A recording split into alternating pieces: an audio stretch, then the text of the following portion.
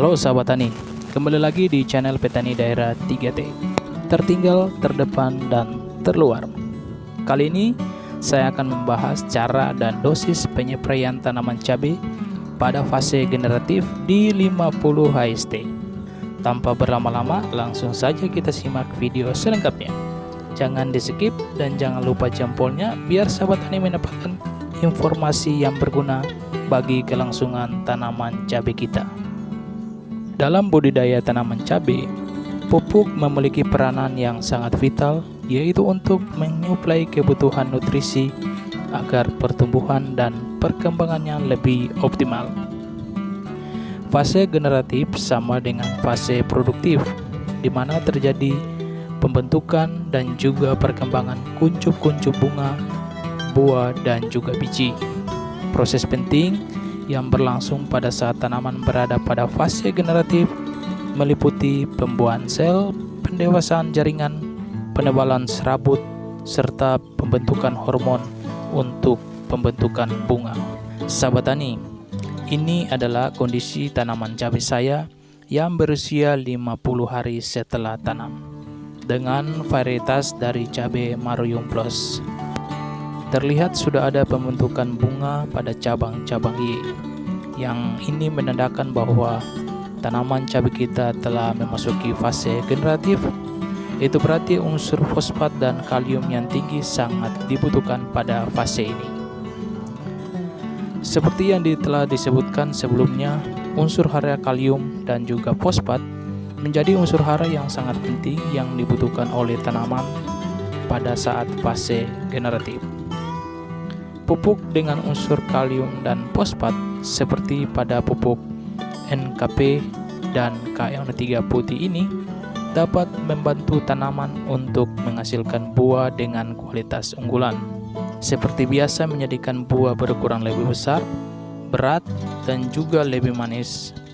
Pengaplikasian pupuk MKP dan KN3 putih sangat tepat pada saat tanaman berada dalam fase pembungaan. Sahabat tani, jenis pupuk atau insektisida atau fungisida yang saya gunakan di 50 hari setelah tanam ini untuk proses penyepraian pada tanaman cabai, saya menggunakan 5 bahan, yaitu pupuk MKP ditambah KNO3 putih sebagai bahan pelengkap kebutuhan unsur kalium serta fosfat yang tinggi. Kemudian saya juga gunakan asam amino. Asam amino di sini berfungsi sebagai kebutuhan nutrisi. Asam amino juga berperan dalam pembentukan enzim yang penting dalam proses-proses metabolik tanaman. Kemudian saya juga gunakan insektisida Samit berbahan aktif piridaben untuk mencegah hama, kutu-kutuan, atau tungau. Ini telah saya rolling dengan insektisida berbahan aktif abamectin. Dan untuk mencegah atau mengatasi jamur, mengendalikan penyakit antraknosa, patek, busuk kering, mengendalikan penyakit busuk akar, busuk batang, saya juga gunakan Mancozeb. Bahan ini semua akan saya campurkan ke dalam 4 liter air. Untuk pupuk MKP, saya gunakan dari produk Merauke MKP dengan kandungan kalium sebesar 34% dan fosfatnya sebesar 52%. Untuk dosis pupuk MKP, saya gunakan sebanyak 1,5 sendok makan. Kemudian untuk pupuk KNO3 putih, saya gunakan dari produknya Paktani dengan kandungan kalium sebesar 45% dan nitrogen sebesar 13%. Untuk dosis pupuk KNO3 putih ini saya gunakan sebanyak 1,5 sendok makan juga. Untuk dosis penggunaan pupuk Mancozeb, saya gunakan sebanyak 1,5 sendok makan.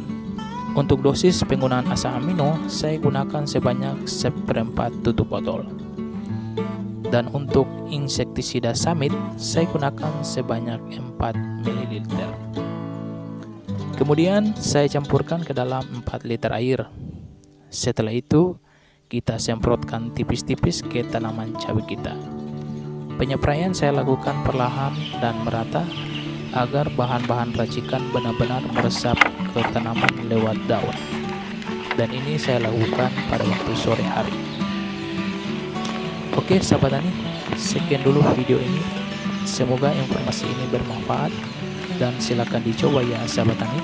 Semoga tanaman kita tumbuh dengan sehat dan subur, amin. Dan bagi sahabat tani yang belum subscribe, jangan lupa untuk di subscribe untuk mendapatkan notifikasi video-video selanjutnya. Salam petani Indonesia.